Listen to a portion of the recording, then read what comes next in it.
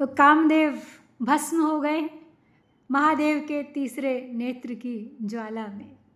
लेकिन अब प्रश्न उठता है कि महादेव के क्रोध की उस अग्नि का क्या हुआ। आज हम शिव पुराण की रुद्र संहिता पार्वती खंड के 20वें अध्याय अर्थात 20वें अध्याय में प्रवेश कर रहे हैं। कामदेव के भस्म होने के बाद भगवान शिव की प्रचंड क्रोधाग्नि से एक ऐसी अग्नि प्रकट होती है जिसे धारण करना किसी के लिए भी संभव नहीं। ये अग्नि बड़वाग्नि का रूप धारण करती है और तब ब्रह्मा जी उसे समुद्र को सौंप देते हैं। लेकिन वो अग्नि इतनी प्रचंड क्यों थी और उसे समुद्र को ही क्यों सौंपना पड़ा? आइए श्रद्धा के साथ सुनते हैं इस अद्भुत रहस्यमय प्रसंग को। नारद उवाच विधे नेत्र समुद्भूत वहनि ज्वाला हरस्य सा गता कुत्र वद त्वं तच्चरितं शशिमौलिनः। ब्रह्मोवाच यदा भस्म चकाराशु तृतीय नयनानलः शम्भोः कामं प्रज्ज्वाल सर्वतो विफलस्तदा। हाहाकारो महानासीत् त्रैलोक्ये सचराचरे सर्वे देवर्षयस्तात शरणं मां ययुर्द्रुतम्। सर्वे निवेदयामासुस्तद्दुःखं मह्यमाकुलाः सुप्रणम्य सुसंस्तूय करौ बद्ध्वा नताननाः। तच्छ्रुत्वाहं शिवं स्मृत्वा तद्धेतुं सुविमृश्य च गतस्तत्र विनीतात्मा त्रिलोकावनहेतवे। तो नारद जी बोले, हे विधे, भगवान हर के यानी भगवान महादेव के तृतीय नेत्र से निकली हुई वह अग्नि की ज्वाला कहाँ गई? आप चंद्रशेखर के अब उस चरित्र को कहिए। तो ब्रह्मा जी बोले, हे नारद, जब भगवान रुद्र के तीसरे नेत्र से प्रकट हुई अग्नि ने कामदेव को शीघ्र ही जलाकर राख कर दिया, उसके अनंतर वह बिना किसी प्रयोजन के ही सब ओर फैलने लगी। चराचर प्राणियों सहित तीनों लोकों में महान हाहाकार मच गया। तो तात तब संपूर्ण देवता और ऋषि शीघ्र ही मेरी शरण में आ गए। उन सब ने व्याकुल होकर मस्तक झुकाकर दोनों हाथ जोड़कर मुझे प्रणाम कर विधिवत मेरी स्तुति करके अपना दुख निवेदन किया। उसको सुनकर शिव का स्मरण कर और उसके हेतु का भली भांति विचार कर तीनों लोकों की रक्षा करने के लिए मैं विनीत भाव से वहाँ पहुँच गया। संदग्धु कामः स शुचिर्ज्वाला मालातिदीपितः स्तंभितोरम मया शंभु प्रसादाप्तसुतेजसा अथ क्रोधमयं वह्निं दग्धु कामं जगत्त्रयं वाडवं तमकार्षं च सौम्यज्वालामुखं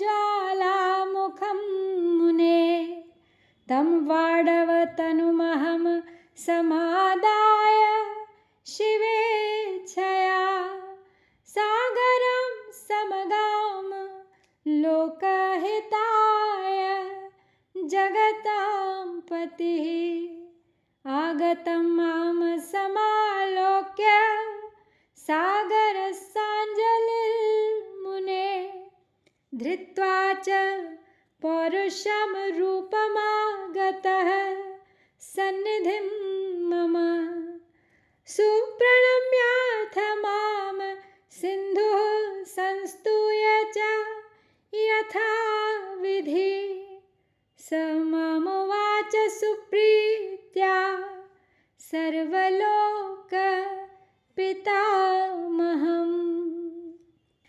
आगे बताते हैं ब्रह्मा जी कि वो अग्नि ज्वालामाला से अत्यंत उद्दीप्त हो जगत को जला देने के लिए उद्यत थी, परंतु भगवान शिव की कृपा से प्राप्त हुए उत्तम तेज के द्वारा मैंने उसे तत्काल स्तंभित कर दिया।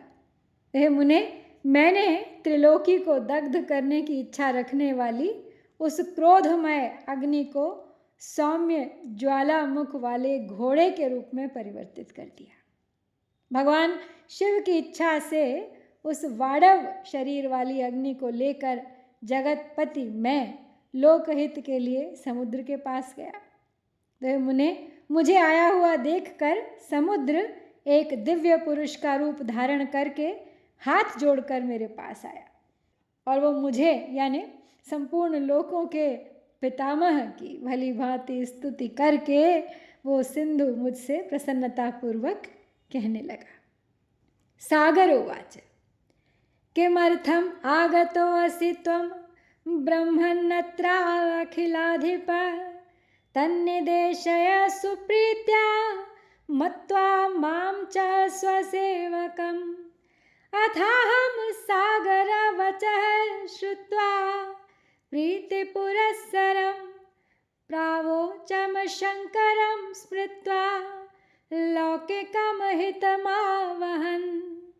ब्रह्मोवाच शृणुतात महाधीमन् सर्वलोकहितावः वचम्यहं प्रीतितः सिन्धो शिवेच्छा प्रेरितो हृदा अयं क्रोधो महेशस्य वारवात्मा महाप्रभुः दग्धा कामं द्रुतं सर्वं दग्धुकामो अभवत् ततः प्रार्थितो अहं सुरैः शीघ्रं पीडितैः शङ्करेच्छया तत्रागत्य द्रुतं तं वै तातस्तम्भितवान् शुचिं वाडवं रूपमाधत्त